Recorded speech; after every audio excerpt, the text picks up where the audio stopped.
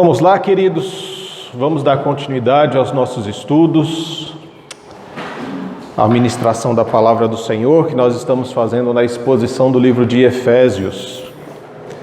Hoje nós vamos dar continuidade com o capítulo 5 do livro de Efésios, carta do apóstolo Paulo aos irmãos da igreja de Éfeso. Paulo que escreve essa carta quando ele estava preso em Roma,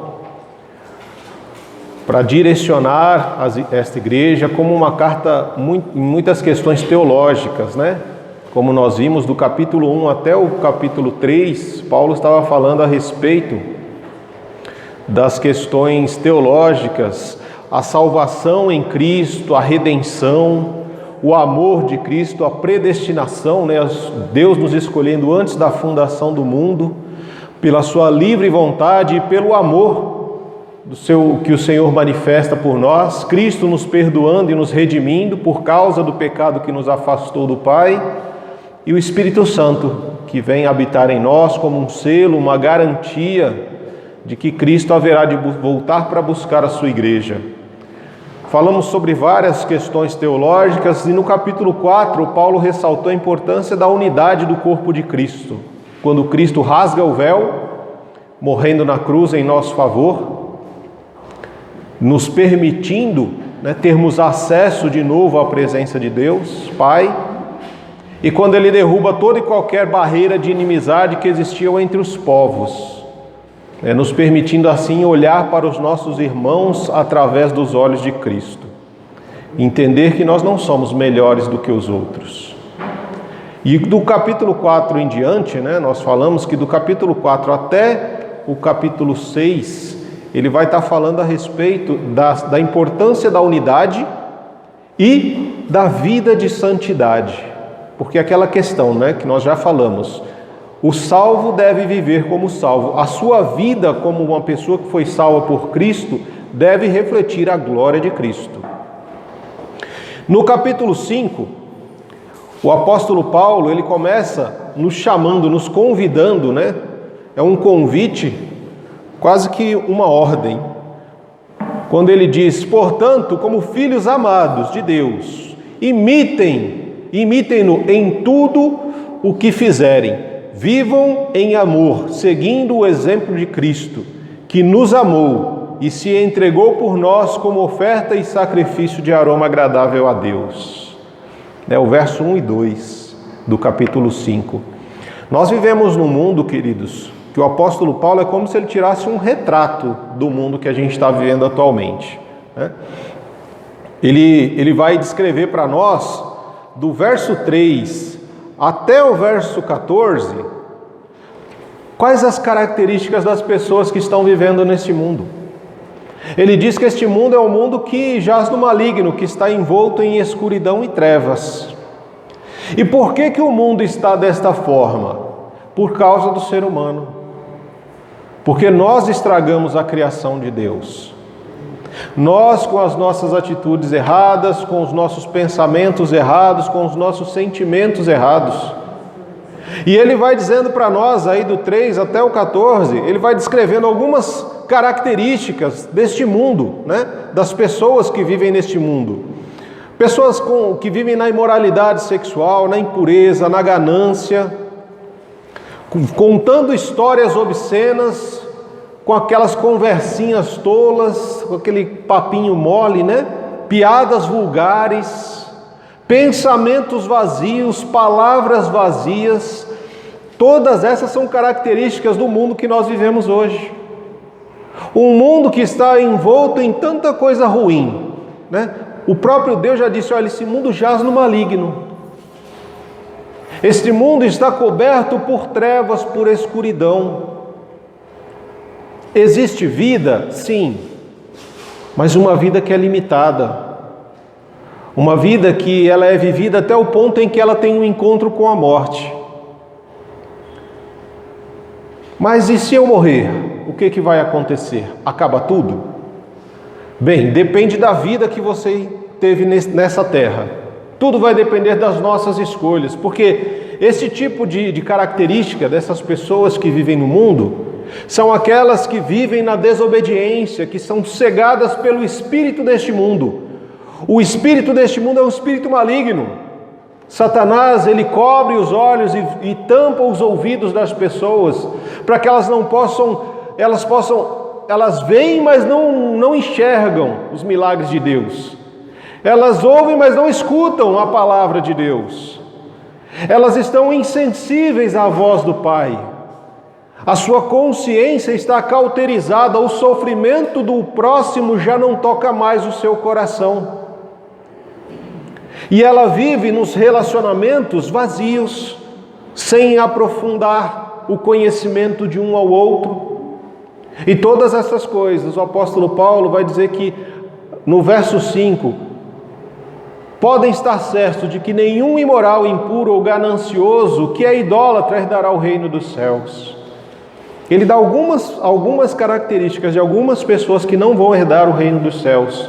Em várias outras passagens, em Romanos, em Apocalipse, nós vemos outras características que somam a estas, né? E são exatamente essas características que o apóstolo Paulo também vai descrever lá em Timóteo, quando ele vai falar que vai chegar um tempo de que as pessoas vão começar a ter coceira no ouvido. E aí já não aguentam mais ouvir a palavra de Deus, porque ela já não agrada mais o seu ego. E elas começam a buscar homens, mulheres, pessoas que falem aquilo que elas querem ouvir, e não aquilo que é real, não aquilo que é a palavra. Essa descrição do apóstolo Paulo é uma descrição de um mundo onde existe a treva e a luz, os filhos das trevas e os filhos da luz, os filhos de Deus e os filhos da perdição, o justo e o injusto, como nós vemos, por exemplo, em Salmo 1, né? A diferença que o salmista faz de um e de outro. O justo é aquele que medita na lei e na palavra do Senhor dia e noite. O injusto, aquele que vive na desobediência, na escuridão, é aquele que vive na rodinha dos pecadores, dos zombadores, procurando conselhos de pessoas que não consultaram a Deus, que não têm intimidade com Deus. E essa relação, ela é inviável, ela normalmente não acontece. A luz não se relaciona com as trevas. Por isso Paulo começa dizendo que sejam imitadores de Deus. Como é que eu vou imitar Deus? Eu nunca vi Deus. Nós vemos Cristo, o Cristo que foi revelado a nós pela palavra. Como que era a vida de Jesus? É assim que nós devemos viver. Essa é a orientação do Paulo para nós. Se nós estamos vivendo num mundo de trevas, nós temos que olhar para a luz. O João, por exemplo, ele fala lá no capítulo 1. Ele diz que Jesus era a luz do mundo. Ele veio para os seus, mas os seus não o receberam. No capítulo 3, a partir do verso 17, o mesmo João vai dizer também que ele era a luz dos homens. Mas os homens amaram mais as trevas do que a luz. E o que nos leva a amar mais as trevas do que a luz? Quando as nossas obras, aquilo que nós fazemos, é mal. Aquilo que nós fazemos, nós temos vergonha de mostrar na luz. Sabe aquela questão, né? Sempre disseram assim, olha, se você faz algo na escuridão que você não pode fazer na luz, então é melhor não fazer, porque isso pode trazer vergonha. O que nós vemos muitas vezes, né, a questão principalmente das doenças, né? Eu já falei isso aqui algumas vezes, minha esposa guardou e toda vez que ela está doente ela lembra disso. Do quê? De que sempre que chega, quando nós estamos doentes, o que acontece? Durante o dia a gente fica mais ou menos. Mas à medida que a luz, o dia vai indo embora e começa a chegar a noite, a escuridão, nós vamos piorando. A noite, ela traz o prelúdio da morte, a escuridão. E é exatamente no momento em que as trevas são mais densas, a escuridão é mais intensa, que brilha a estrela da manhã, que nós sabemos que é Jesus. É nessa hora que Jesus brilha. É quando as trevas são mais intensas, mais fortes. E nós vivemos os dias de hoje envoltos a trevas, em escuridão. Nós vivemos em dias tão complicados que para você se tornar uma pessoa revolucionária, basta você fazer algo bom.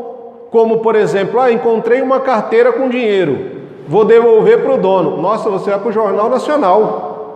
Você é notícia porque você devolveu uma carteira que não era sua, que tinha dinheiro, você devolveu ela inteirinha para o dono.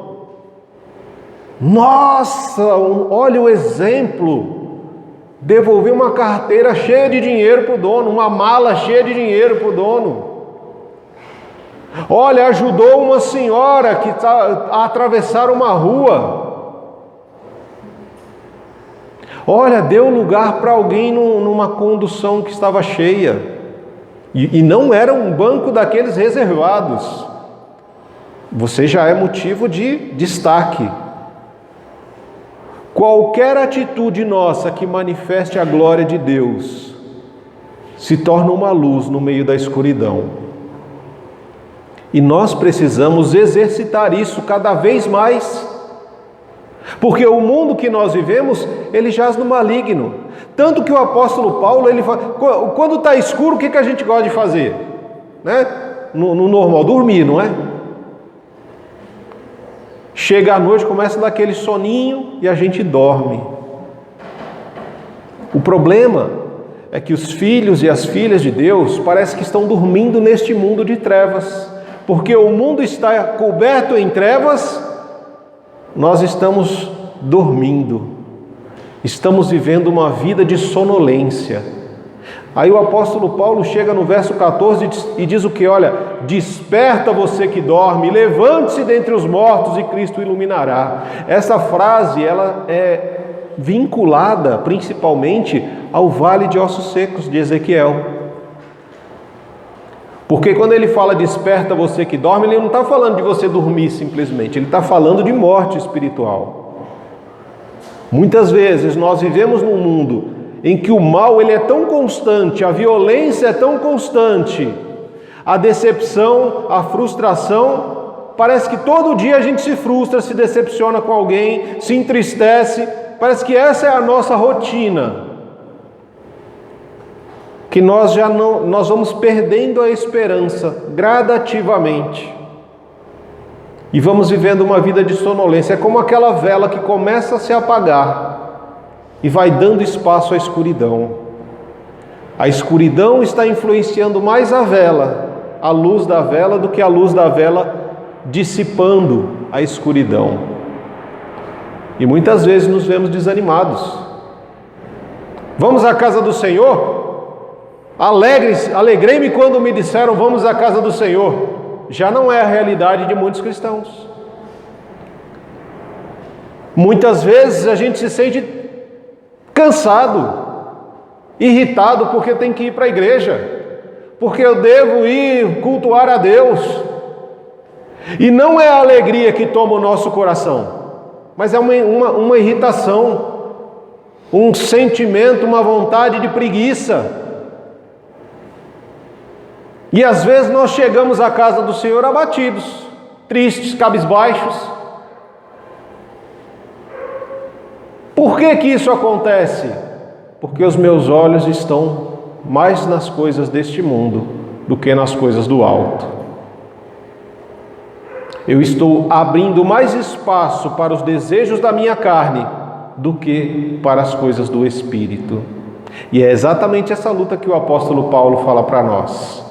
Ele diz, vivam, portanto, como filhos da luz, pois o fruto da luz produz apenas o que é bom, justo e verdadeiro. Verso 9. Ou seja, eu e você fomos criados por Deus e cada um de nós vai dar frutos. A questão é, quem é o nosso Pai? Porque uma vez que Paulo está falando que existem os filhos das trevas e os filhos da luz, existem pais.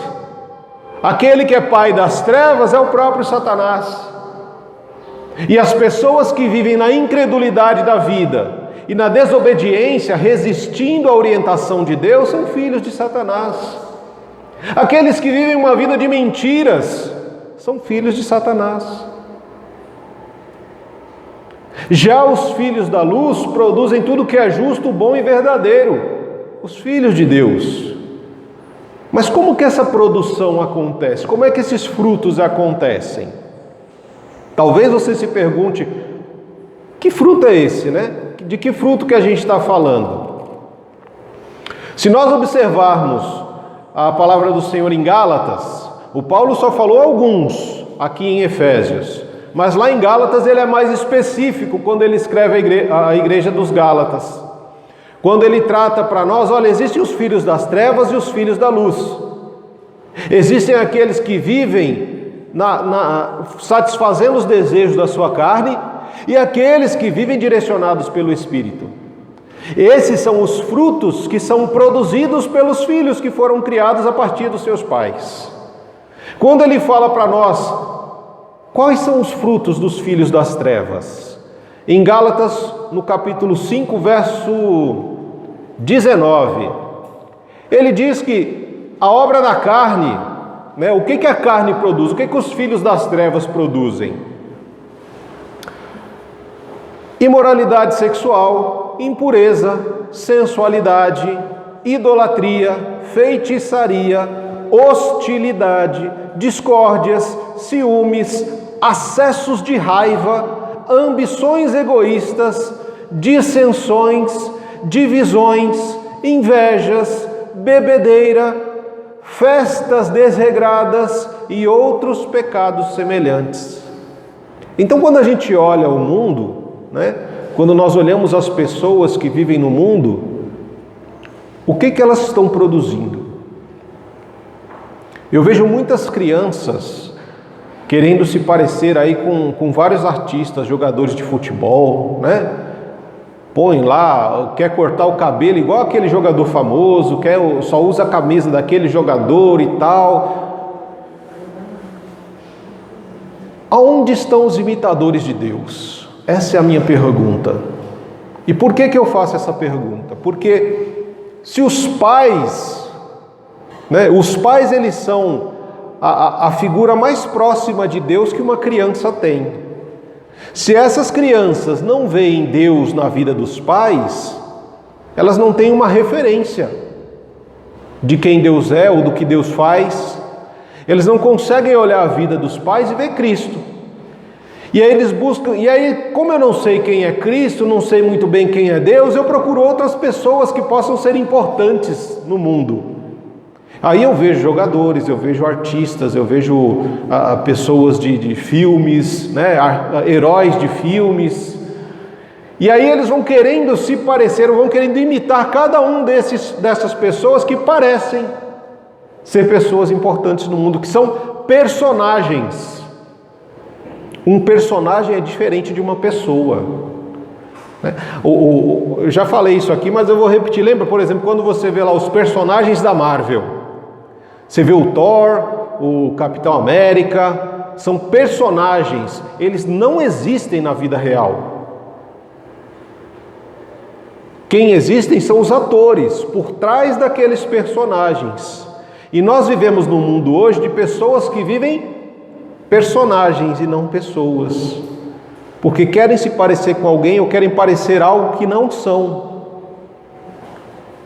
E aí as pessoas, nossa, eu quero me parecer com aquele fulano, porque é assim, começa a dar algumas características daquela pessoa. Por que as crianças imitam tanto os heróis, imitam tanto os jogadores e tudo mais? Porque elas não conseguem ver Jesus na vida, principalmente dos pais. Quando nós damos continuidade, do verso 15 até o verso 23, espera aí, saí da página aqui. Do verso 15 até o verso 20, o apóstolo Paulo vai dizer para nós como que nós podemos fazer para realmente sermos exemplos, imitar Cristo, imitar Deus neste mundo de trevas. Se Cristo era a luz dos homens, a luz produz o quê? Luz. As trevas vão produzir o quê? Trevas. Cristo era alguém cheio do Espírito Santo, que vivia uma vida de relacionamento íntimo com o Pai, direcionado pelo Espírito Santo, uma vida de orações contínuas, dia após dia, momento após momento. Jesus vivia o orar sem cessar, que Paulo vai falar em Tessalonicenses. Nós precisamos voltar a ler a vida de Jesus, para que a gente não precise mais ficar explicando como Jesus vivia ou deixava de viver, mas para que nós possamos viver como Jesus vivia. Porque muitas vezes a gente vem aqui domingo após domingo e fala sobre Jesus, né? Porque Jesus vivia assim, assim, assim. E a gente se surpreende muitas vezes na forma como Jesus vivia. Isso muitas vezes é o reflexo da nossa falta de leitura e de conhecimento de Jesus. Jesus era um homem bom, passivo, paciente, manso, humilde, né? Era alguém que estava sempre pronto a acolher o outro, a não condenar aquele que estava sofrendo, mas era alguém que usava palavras verdadeiras com amor para exortar as pessoas. Ele fazia com que até os publicanos e pecadores tivessem vontade de comer com ele. Por quê? Porque ele não estava para julgar ninguém, mas para acolher essas pessoas. E ele diz muitas vezes: olha, eu não vim para aquele que acha que está são, eu vim para aquele que está doente e tem consciência disso. Aqueles que estão doentes e que têm consciência, que sabem que dependem plena e completamente do Senhor, é para esses que eu vim. E como é que a gente vai poder imitar Jesus desse jeito? Se a gente vive uma vida de correria, não temos tempo para orar, não temos tempo para conhecer Deus através das Escrituras, daquilo que Ele revela para nós, porque eu só vou conhecer realmente Deus quando eu ler as Escrituras, e essa Escritura, o fato de ler as Escrituras vai me levar à oração. Como é que eu posso falar com alguém que eu não conheço? Como que eu posso sentir vontade e desejo de orar para alguém que eu não sei quem é, eu não conheço Deus? A Bíblia me diz que eu tenho que imitar Deus, mas eu não conheço. Como é que eu vou imitá-lo se eu não ler a sua vida, se eu não ler a história, se eu não conhecer como era Jesus? E o Paulo vem dizer: olha, vocês vivem num mundo em que as pessoas são influenciadas por bebida, por drogas, por vícios dos mais diversos. E elas perdem o controle da sua mente e do seu coração. Por quê? Porque é o álcool, por exemplo, que está direcionando ela. E aqui o Paulo usa a questão do vinho, né? Não vos embriaguei com vinho, que leva a dissensões, a divisões. Por que o Paulo usa a questão do vinho? Porque aqui neste tempo eles estavam envolvidos naquela região com uma adoração ao deus Baco, ou Dionísio, que é o deus do vinho.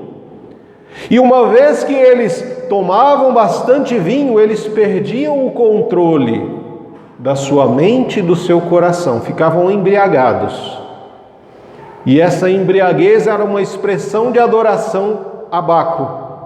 E era como se eles fossem possuídos pelo deus Baco e fizessem coisas que depois traria vergonha para eles.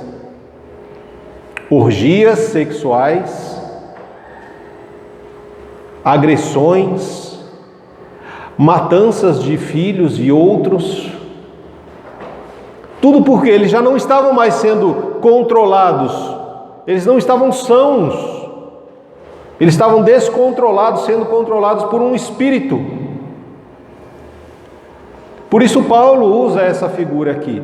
Mas nos nossos dias não é apenas o vinho que pode tirar o nosso controle, mas qualquer outro tipo de bebida alcoólica, qualquer tipo de droga que possa ser cheirada, fumada, injetada ou de qualquer outra forma. Drogas, vícios como a pornografia, vícios como o jogo, vícios da televisão.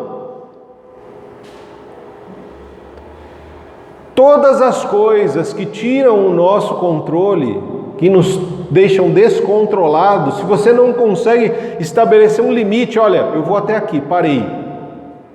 Todas essas coisas que rompem os limites da sanidade, nos deixam em descontrole e nos levam a tomar o controle errado. Paulo falou isso quando nós vimos no capítulo 4, né? Não se deixar controlar pela ira. Você pode ficar irado? Sim, nós temos momentos de ira, mas isso não deve, a ira não deve tomar um lugar no nosso coração e na nossa mente. Porque à medida que a ira nos controla, nós fazemos coisas que não faríamos no estado normal. Até matar o outro, fisicamente. Porque nós podemos matar com palavras e fisicamente, né? Uma vez que nós somos controlados pela ira, é aquele momento do trânsito que você toma uma fechada e aí você sai tomado pela ira, parece que seus olhos estão vendados, seu ouvido está surdo, você pega um pé de cabra, vai no carro do outro e dá na cabeça do outro.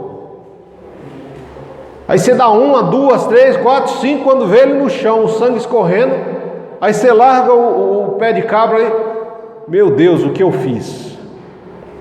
É o momento da ira. O momento da ira é aquele momento em que nós perdemos o controle e nós podemos ferir alguém que nós amamos com palavras.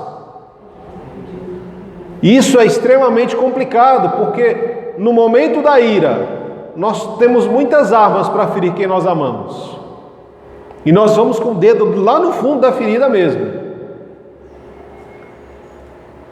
Então Paulo fala que nós devemos ser controlados pelo Espírito Santo. Deixe-se ser cheio do Espírito Santo. É isso que ele está dizendo. Você não vai conseguir se encher do Espírito, porque o ser cheio do Espírito não é uma obra sua, é uma obra de Deus. Deus está fazendo ressurgir em nós a imagem e a semelhança do Cristo. Essa é a obra de Deus. Deus está trabalhando na minha e na sua vida para que a gente se pareça mais com Jesus. E para isso acontecer, tem que ter menos de mim, cada vez menos de mim e mais de Deus. Por isso que nós cantamos, eu quero mais de Deus, eu quero mais de Deus, porque esse é o desejo do nosso coração. Quando nós somos controlados pelo Espírito. E aí talvez você pergunte, né? Ah, pastor, mas você falou lá o que a obra da carne faz, né? Falei. Mas eu também quero falar o o fruto do Espírito, né? O que uma pessoa controlada pelo Espírito Santo produz. Nós já vimos o que uma pessoa controlada pelas trevas, pelo desejo da carne, produz. E o que uma pessoa que é controlada pelo Espírito Santo, que é cheia desse Espírito, vai fazer? O que ela vai produzir? Gálatas capítulo 5, verso 22. Diz que o Espírito produz este fruto: amor, alegria, paz, paciência, amabilidade, bondade, fidelidade, mansidão e domínio próprio. Contra essas coisas não existe lei. Aqueles que pertencem a Cristo Jesus crucificaram as paixões e os desejos da sua natureza humana. Uma vez que vivemos pelo Espírito, sigamos na direção do Espírito em todas as áreas da nossa vida. Não nos tornemos orgulhosos, provocando e invejando uns aos outros. Uma pessoa controlada pelo Espírito Santo, é isso que ela produz. É uma pessoa que nos seus relacionamentos é uma pessoa que tem paciência, que tem paz com os outros. É uma pessoa que age com bondade. É uma pessoa que, independente das circunstâncias, ela tem sempre um sorriso no rosto, uma palavra boa para poder compartilhar com alguém. E o Paulo diz mais aqui, quando ele diz, Em vez de você ser controlado pelo vinho, né? Aí o verso 19, sejam cheios do Espírito, e uma vez que eu estou cheio do Espírito, eu tenho algumas ações. Eu vou cantar, eu vou louvar, eu vou falar, eu vou dar graças e eu vou me sujeitar ao meu irmão. Você já parou para pensar? Se todos nós assumíssemos o compromisso de buscar a Deus para sermos cheios do Espírito Santo, porque Jesus nos falou, né? Que se nós pedirmos, Ele vai nos dar o melhor de Deus, que é o Espírito Santo. Eu posso pedir na minha oração. E Deus, Ele começa falando do relacionamento, né? Sejam imitadores de Deus, como Cristo, o Filho amado. Uma relação em que o Filho vai imitar as atitudes do Pai. E vai fazer o quê? A vontade do Pai. Ele vai viver uma vida de amor e de entrega. E Ele nos convida a viver dessa forma, nessa relação de pai e filhos. De que forma? Sendo cheios do Espírito. À medida que eu vou buscando mais ao Senhor, eu vou sendo cheio desse Espírito, e à medida que esse Espírito vai me enchendo, eu vou começando a transbordar. E como é que eu transbordo? Eu vou cantando. Eu vou cantando louvores ao Senhor. Eu vou falando palavras de elogios ao meu Deus. Eu vou dando graças ao Senhor por toda e qualquer circunstância que eu esteja envolvido. Porque uma pessoa, queridos, uma pessoa que aprendeu a viver cheia do Espírito Santo, é uma pessoa que não vai viver uma vida de murmurações, uma vida de reclamações, porque ela entende que o amor de Deus é suficiente para encher o seu coração, de que o amor de Deus foi um amor que foi doado a ela porque ela não merecia. É uma pessoa que entende que o propósito, o plano de Deus para a vida dela é bom, perfeito e agradável, e que ela entende que as circunstâncias nas quais ela vive são necessárias para que ela se pareça mais com Jesus, para que aqueles frutos possam aparecer. Como é que eu consigo, como cristão cheio do Espírito Santo, eu posso demonstrar o amor de Deus, daqueles frutos, né, que nós vimos? Como então que eu posso demonstrar que eu estou cheio desse fruto que o Espírito Santo está criando em mim? Primeiro fruto que ele traz é o amor, que é a característica principal do relacionamento com Deus. Eu devo o quê? Amar a Deus com todo o meu entendimento, com todo o meu coração e com todas as minhas forças, e ao meu próximo como a mim mesmo. O amor é o maior mandamento que nós temos, e é a forma como Jesus viveu neste mundo, amando a Deus e amando o próximo. Independente de quem é o próximo, Jesus estendia o amor. Eu preciso também fazer isso como cristão. Eu preciso estender o amor àquele que é difícil de amar. Porque amar quem é fácil de amar é tranquilo, não é? Você fala, eu amo meu esposo, eu amo a minha esposa, eu amo meu filho. Tá, e aí, qual a novidade nisso? Você não faz mais do que obrigação. Mas você ama aquele vizinho que dá trabalho para você, que não te deixa dormir à noite com som alto? Você ama aquela pessoa que falou mal de você essa semana? Você ama aquela pessoa que tem perseguido você, que tem metido o dedo na sua ferida, que tem de alguma forma machucado você? Você ama essa pessoa? Jesus falou que nós temos que amar o nosso inimigo e mais, orar por ele. Não é apenas decidir amar, porque amor é decisão, não é sentimento. Eu não vou acordar demais, acordei hoje com o sentimento de amar todo mundo. Não, você não vai acordar assim. Mas você tem que decidir amar a pessoa. Como é que eu vou manifestar a alegria quando tudo ao meu redor está um caos? Mas eu estou manifestando a paz de Deus que excede todo entendimento. Eu estou manifestando a alegria que o Espírito Santo vai criar no meu coração, né? Que aí já inclui a paz e a alegria. A paciência, né? A gente muitas vezes vejo pessoas, Senhor, dá-me paciência. Ele vai te dar tribulação.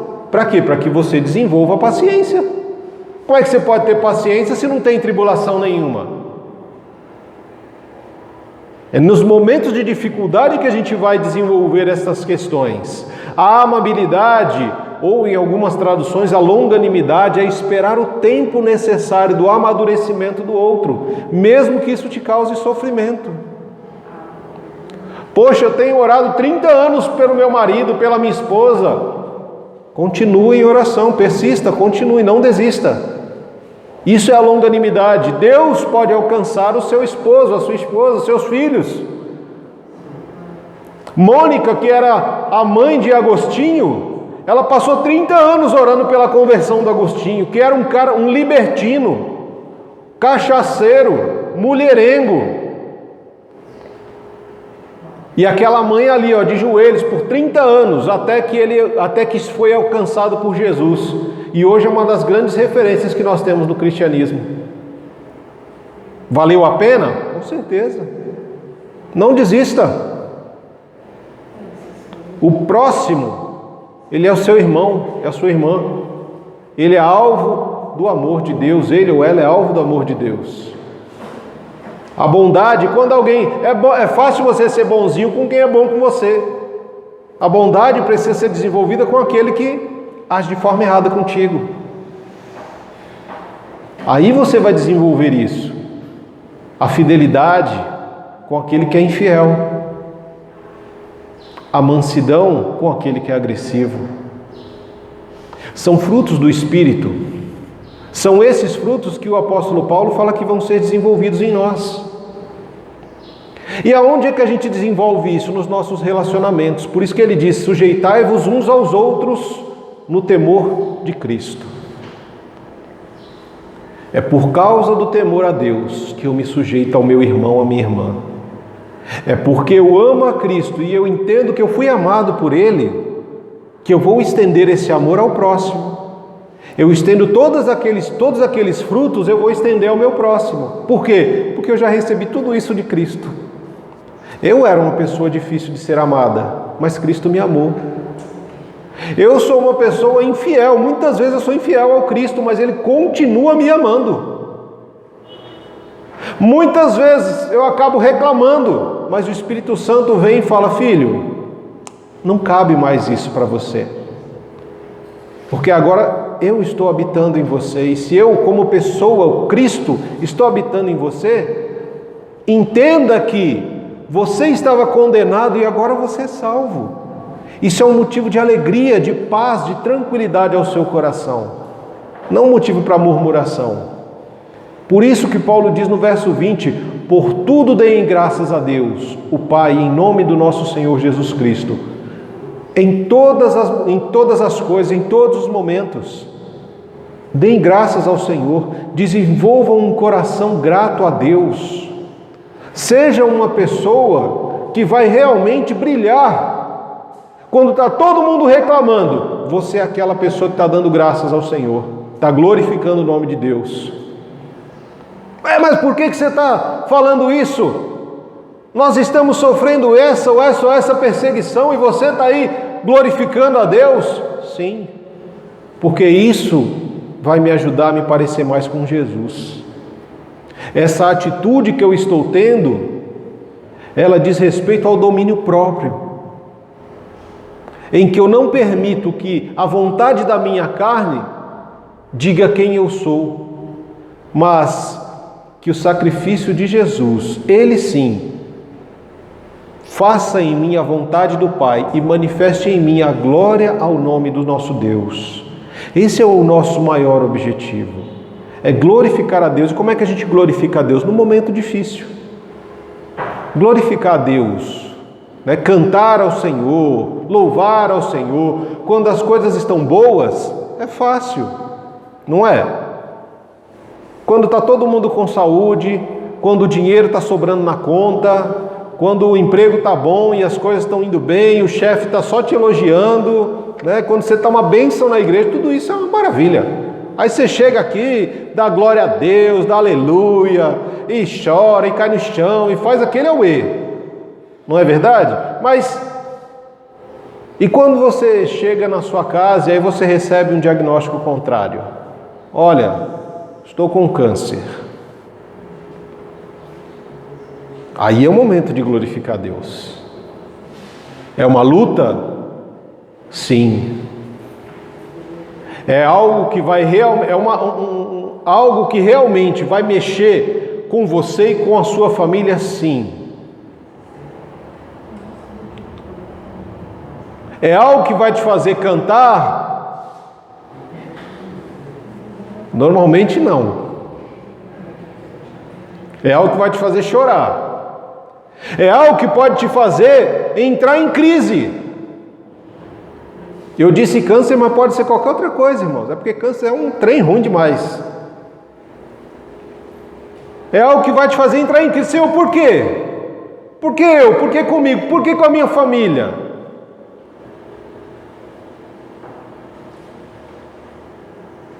A pergunta talvez, por que não eu? Por que não com a minha família?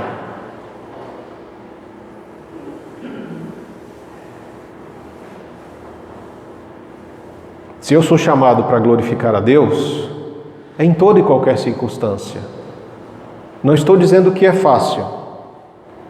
Não estou dizendo que é tranquilo de fazer isso. Não estou dizendo isso. Eu estou dizendo que é nesse momento em que tudo parece que está contrário, em que a casa parece que está caindo, em que você briga com o marido, com a esposa, você discute com os filhos, você perdeu o emprego, o diagnóstico de saúde já não é favorável. É nesse momento que você dobra o seu joelho.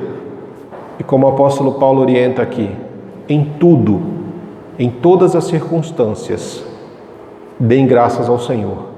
Desenvolva um coração agradecido a Deus. Não por causa das circunstâncias, mas por causa do temor a Deus, do temor a Cristo, por saber que Cristo nos amou com um amor de entrega, para que nós pudéssemos viver a vida dele nessa terra. Então nós cristãos vivemos num mundo de escuridão, de trevas, um mundo que jaz no maligno, um mundo em que Jesus já enfrentou. E Ele fala para mim e para você, olha, tenham bom ânimo, animem a sua alma, tenham alegria no Espírito, porque eu venci o mundo, e se eu venci, vocês também vão vencer. Se eu vim para este mundo viver de acordo com a vontade do Pai, manifestando uma vida de amor, fui perseguido, morto e crucificado, por que você espera ser elogiado, exaltado no mundo? Quanto mais nos parecermos com Jesus, mais problemas nós traremos para a nossa vida, mais perseguições nós traremos. E nós vemos aí várias questões que estão explodindo mundo afora, né? Hoje, dependendo do que você falar, você pode sofrer um processo, cadeia. Se você fala porque uma família, um homem com uma mulher, peraí, está errado. Porque tem um mosaico que existe. E esse mosaico a gente vai falar na semana que vem. Não vou entrar nisso agora não. Porque é uma das manifestações, uma das formas de nós sermos luz no mundo, é através do nosso casamento. Que é o que o apóstolo Paulo vai começar a falar, é a partir do verso 21. Verso 22, desculpe. Verso 21 termina com sujeitar-vos uns aos outros, no temor a Cristo. E essa sujeição é eu sempre exaltar ao meu próximo, ao meu irmão, à minha irmã. É sempre colocar o outro no lugar mais importante do que eu. Por quê? Porque Jesus não falou para nós, faça ao outro aquilo que você gostaria que ele fizesse por você? Se eu quero ser uma pessoa importante na sua vida, eu tenho que fazer você ser importante na minha. Se eu quero a sua amizade, eu preciso me fazer amigo. Se eu quero o seu amor, eu preciso amá-lo. E isso acontece quando nós nos tornamos uma bênção na vida do nosso irmão, quando nós nos preocupamos em orar uns pelos outros, em servir uns aos outros, tudo isso traz honras e glórias ao nome de Jesus. Fortalece a igreja como corpo de Cristo, porque essa é uma ordem que está sendo dada para a igreja. Ele começa dando essa orientação de sujeição, de submissão à igreja. A igreja precisa ser submissa ao Cristo. Eu vou me sujeitar, me submeter ao meu irmão, sempre trazendo ele como alguém mais importante do que eu. Mas a igreja, num contexto geral, quando ela exercita o amor, imitando Cristo, ela se fortalece como corpo e glorifica Cristo como cabeça desse corpo. Esse é o nosso chamado. É assim que a igreja vai brilhar no mundo. É assim que a igreja é chamada para viver no mundo como luz. A luz que brilha da igreja não surge da igreja, surge do Espírito. À medida que esta igreja vai sendo uma igreja cheia do Espírito Santo, é uma igreja que vai fazer diferença. E uma igreja que faz diferença se torna notícia. Olha, não notícias ruins, irmãos. Porque o que nós vemos também são notícias de igrejas que têm se tornado cada vez mais trevas. Nós vemos notícias de pastores acusados de pedofilia, nós vemos notícias de igreja acusada de roubar, né, nos dízimos e ofertas, que enriquecem pastores, líderes ou liderança inteira, né? Nós vemos igreja, recentemente eu vi igreja que estava de greve. A igreja estava em greve. Porque os salários dos funcionários da igreja não estavam sendo pagos. Os direitos trabalhistas dos funcionários da igreja não estavam sendo pagos. Complicado, né? Porque a igreja se tornou uma empresa.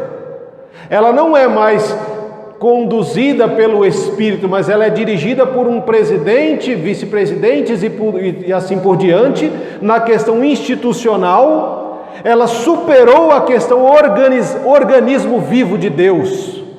Já não é uma igreja que faz, como nós vemos, por amor, pela obra, porque está sendo tocada e transformada pelo poder do Espírito Santo, mas é uma igreja que está fazendo porque tem um salário que recebe. As pessoas, a liderança recebe um salário para se dedicar e trabalhar naquilo. E esse salário não estava sendo pago. O vale-refeição não estava sendo pago. O vale-transporte não estava sendo pago. E aí você não sabe mais se você está falando de uma igreja ou de uma empresa.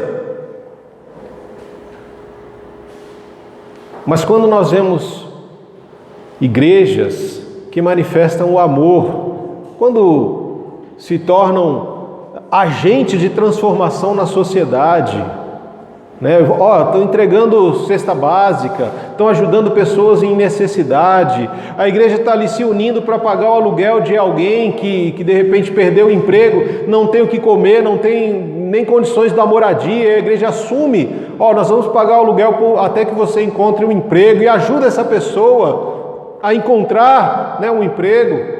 Uma igreja que abençoa a vida, a casa, a família de outras pessoas que de repente nem são da igreja. Uma igreja que abençoa o bairro, a comunidade. Essa igreja está sendo luz no meio das trevas.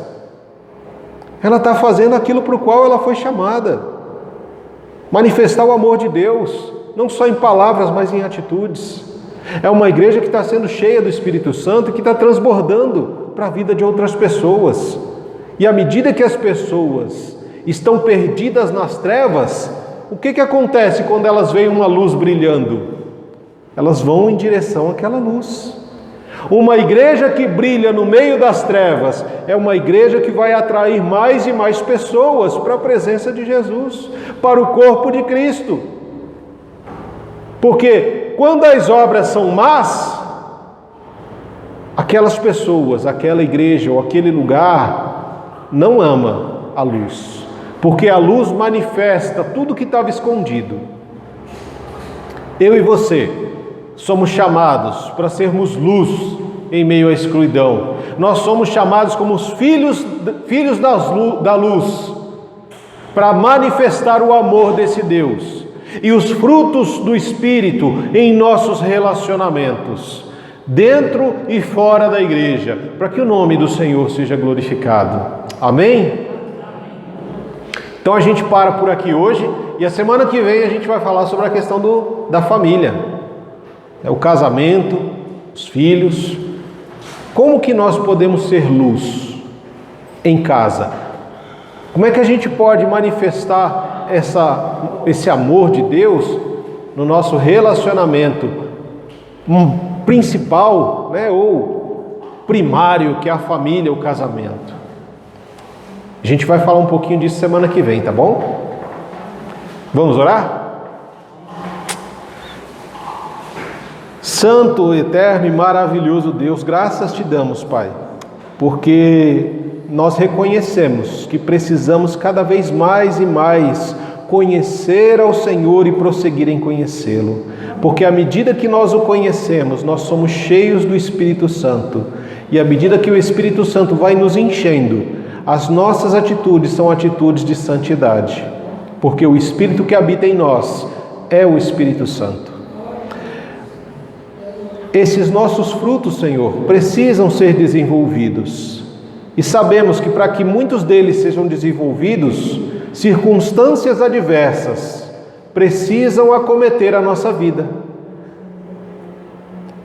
E por isso nós pedimos ao Senhor que nos dê força, que nos ajude, Senhor, a no meio das circunstâncias adversas darmos glória ao Senhor, a agradecermos ao Senhor e entendermos que essas circunstâncias vêm para que nós possamos desenvolver os frutos do Espírito em nós, para que venhamos a nos parecer mais com Jesus, fazendo a vontade do Senhor, vivendo para o Senhor, glorificando ao Senhor, brilhando no meio das trevas, o amor, a graça, o perdão e a misericórdia que nós recebemos do Senhor.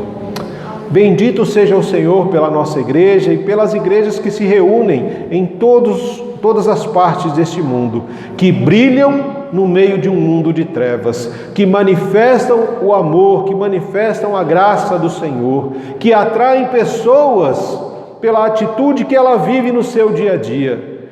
Deus Todo-Poderoso, se nós não temos vivido dessa forma, nos ajuda então a viver assim, Deus. Se temos sentido dificuldades de influenciar as trevas, de dissipar as trevas, porque à medida que a luz brilha, as trevas são dissipadas. Se temos encontrado dificuldades de brilhar, que o Senhor, em nome de Jesus, tira, Senhor, de nós aquilo que tem nos impedido de fazer isso. Seja a reclamação, a preguiça, a murmuração, seja, Senhor, a nossa vontade carnal, seja lá o que for, Deus, tira de nós, porque quanto menos de nós houver, melhor nós estaremos, porque nós estaremos sendo cheios de mais e mais da presença do Teu Santo Espírito. Louvado seja o Senhor por esta manhã, louvado seja o Senhor por tudo que nós pudemos fazer aqui hoje como uma expressão do nosso culto de louvor e adoração ao Teu santo nome, Pai. É o amor de Deus e na graça de Jesus Cristo, nas consolações e na comunhão do Santo Espírito que nós agradecemos ao Senhor, Pai, por mais estes momentos que podemos viver na comunhão dos santos, glorificando o Teu nome. Que em nome de Jesus, esta semana, Pai, seja mais uma semana em que nós possamos brilhar e glorificar o Teu santo nome. Que os Teus filhos e filhas que estão fazendo provas hoje, Senhor, possam ser também iluminados pelo Teu Santo Espírito para a glória do Senhor. Assim nós oramos ao Senhor em nome de Jesus. Amém. Amém, queridos. Vão em paz, que Deus os abençoe e que nós possamos manifestar a glória de Deus aonde quer que nós estejamos. Deus nos abençoe.